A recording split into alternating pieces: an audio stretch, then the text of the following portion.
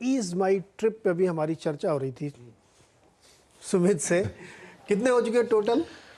मतलब pre IPO से बताओ। अच्छा, तो कुछ आंकड़े भी नीरज जी से मेरी डिस्कशन में आए थे। ईज माई ट्रिप का जब आईपीओ नहीं आया था, उससे पहले 2019 के आसपास कंपनी ने अपने शेयर होल्डिंग में इस तरह से बदलाव किया है। पहले एक बोनस लाए, रेशियो भी पता नहीं, वो भी दोबारा पढ़ूंगा जाके क्या था, लेकिन बोनस आया है। तो पहला बोनस आया, फिर उसके बाद एक स्प्लिट आया, जब इन्होंने अपनी 10 की फेस वैल्यू घटा के 2 की फेस वैल्यू किया। यानी अगर आपके पास एक शेयर हो और आप मिनिमम बोनस आपको मिला हो तो 1:1 तो पहले मिल गया, तो 2 हो गए। फिर वो 2 शेयरों पर आ गया स्प्लिट, तो 1 पे 5 हो गए, तो 10 तो वही हो गए। उसके बाद फिर आया बोनस, अभी भी रेशियो पता नहीं है, लेकिन मैं 1:1 मानता हूं, तो 10 के हो गए 20। वो 20 शेयर के बाद आपके हुई लिस्टिंग के बाद फिर आया बोनस 1:1, आपकी वही रेशियो मुझे पता है, 40। तो फिर हो गए 40।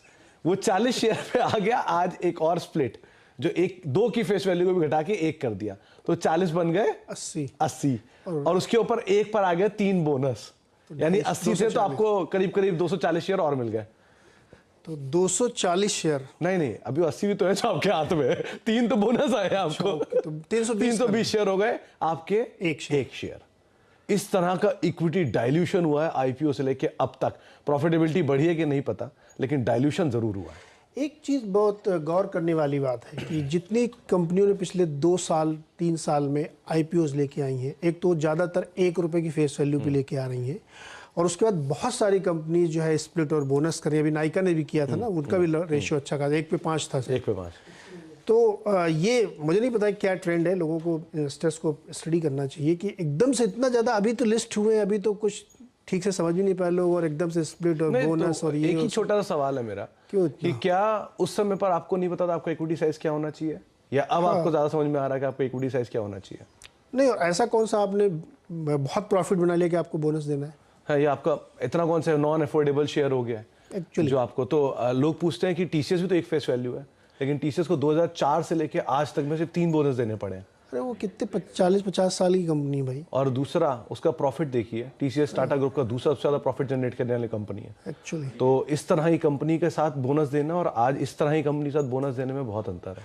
नहीं बिल्कुल, मैं ऐसे अभी भी ये खबर आई तो मैं सोच रहा था, मेरा कोई व्यू नहीं है, लेकिन इस पर स्टडी करना चाहिए कि जो रिसेंटली लिस्टेड थी जल्दी बोनस और स्प्लिट करने आज ही मैं बनाऊंगा इसके ऊपर, इस पर अगर आप रिसर्च करें, हम लोग लिंक करते हैं इस पे। ये मतलब बड़ा इंटरेस्टिंग चीज निकली है। क्यों है कि पिछले 3 हाल फिलहाल की ऐसी बहुत सारी कंपनियां जिन्होंने back to back bonus, back to back split दिया, और मैं उनकी डीआरएसपी से निकाल रहा हूँ डिटेल की कब बोनस आया कब स्प्लिट आया, इसीलिए कि जरा देखो कि पहले ऐसा क्या हुआ कि इतनी जल्दी, और लिस्टिंग के 2 साल के अंदर ही आपने 2 साल के पहले ही आपने इतना स्प्लिट दे दिए, और 2 साल के बाद आपने फिर बोनस दे दिया। यानी 2019 से लेकर अब तक कोविड ड्यूरेशन में, जबकि ईज माई ट्रिप जैसी कंपनी या ग्रुप में दिक्कतें भी काफी आई होंगी क्योंकि जिस बिजनेस में आई है, और इस ड्यूरेशन में आपने 4 साल के अंदर 1 2 3 4 बोनस और 2 स्प्लिट दे दिए।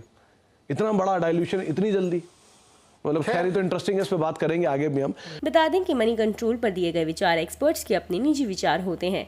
वेबसाइट या मैनेजमेंट इसके लिए उत्तरदायी नहीं है।